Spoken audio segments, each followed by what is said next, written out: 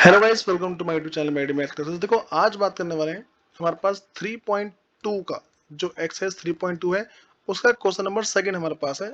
इसके बारे में बात करने वाले हैं। तो कह रहे हैं कि सी फिगर 3.14, जो फिगर 3.14 है पहले देखना है, जो नीचे मैंने बना रखी है। ठीक है, जो नीचे हमारे पास है, हमें इस फिगर पे एक बार नजर डालनी। ठीक है, ये हमारा जो फिगर है ये 3.14 फिगर है। ठीक है, इस फिगर का नाम है 3.14। ठीक, उसके बाद हमसे बोल रहा है कि फिर राइट द फॉलोइंग। कह रहे हैं कि the coordinate of point B, जो पॉइंट बी हमारे पास है, हमें इसका कोऑर्डिनेट लिखना है। ठीक, तो देखो पॉइंट बी कहाँ पे है, पॉइंट बी, ये रहा पॉइंट बी। ठीक है, तो पॉइंट बी का कोऑर्डिनेट लिखने के लिए हमारे पास क्या है, पहले लिखते हैं एक्स का। ठीक है, ऐसा बॉक्स बनाते हैं, यहाँ पहला एक्स आता है और दूसरा वाई आता है।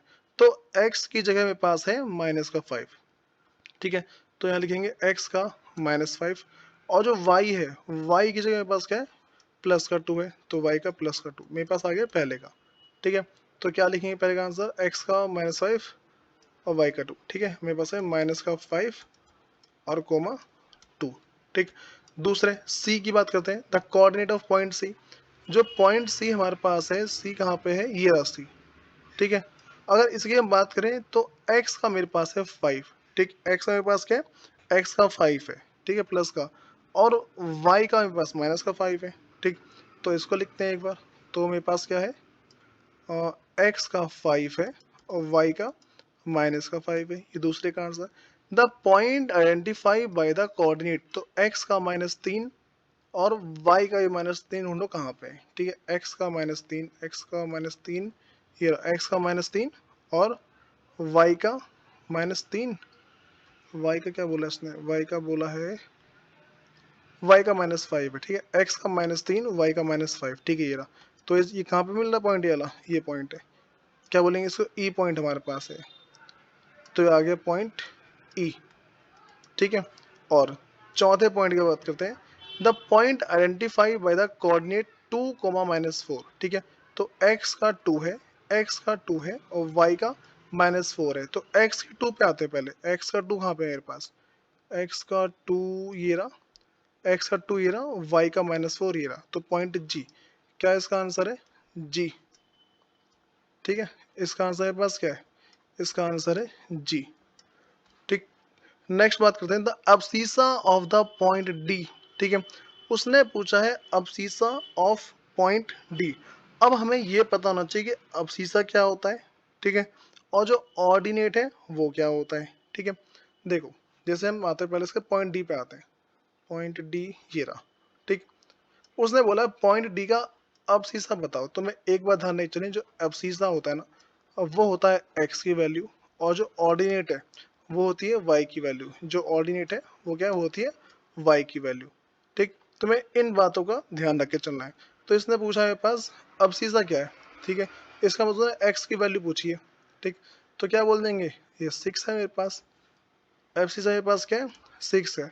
अगर पूछा ऑर्डिनेट ऑफ पॉइंट एच, ठीक, पॉइंट एच पे आते हैं। जो पॉइंट एच हमारे पास है ये रहा। उसने पूछा इसका ऑर्डिनेट बता दो क्या है। ठीक है, मतलब वाई की वैल्यू पूछ रहा है। तो इसका आंसर मेरे पास क्या आ जाएगा, इसका मेरे पास आंसर है वाई की वैल्यू -3। ठीक, तो ये आ गया मेरे पास। इसका आंसर क्या है, -3 इसका आंसर है। ठीक है, अगली बात करते हैं कोऑर्डिनेट ऑफ पॉइंट एल। जो पॉइंट एल है उसका कोऑर्डिनेट बताना है। तो एल पॉइंट हमारे पास कहाँ है, एल, एल नहीं है इसमें, B C D, point L दिखेंगे इसमें तो मेरे को ऐसे,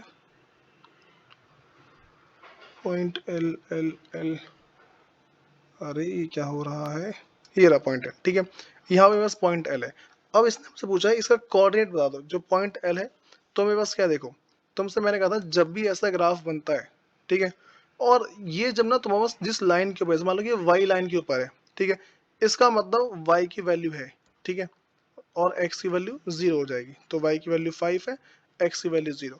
अगर मान लो ऐसा होता 4 पे, ठीक है, ऐसा होता, तो हम यहाँ पे x की वैल्यू -4 लेते और y के बदले 0 लेते। ठीक है, इस तरीके से। तो क्या करेंगे इसके बदले, 0,5 है। The coordinate of point m। ठीक है, m ढूंढ लो एक बार कहाँ पे, एम हमारे पास है, ये रहा, ठीक है, ये रहा पॉइंट एम, ठीक है, एम एग्जैक्टली यहाँ पे है। तो इसका मतलब क्या है, ये एक्स वाई लाइन के ऊपर है, तो इसका मतलब एक्स का -3 है और वाई का है 0, ठीक। तो x का मेरे पास है -3 और y का क्या है, y का है 0। तो ये हमारा आंसर खत्म हो जाता है, ठीक। तो देखो, अगर तुमने इसको ठीक इसी तरीके से जितने क्वेश्चन है सारे सारे समझ के करते हो, तो तुम्हारे एग्जाम में ये चैप्टर पूरा पूरा पक्का हो जाता है, ठीक है। और ये चैप्टर की अगर हम बात करें तो हमारे पास इसको हम दो पार्ट में बांट सकते हैं। एक होता है जो सॉल्व करने वाला, ठीक है, एक होता है MCQ। तो ये MCQ के पर्पज से ज़्यादा इंपॉर्टेंट है। फिर मिलते हैं इसके नेक्स्ट वीडियो में। धन्यवाद।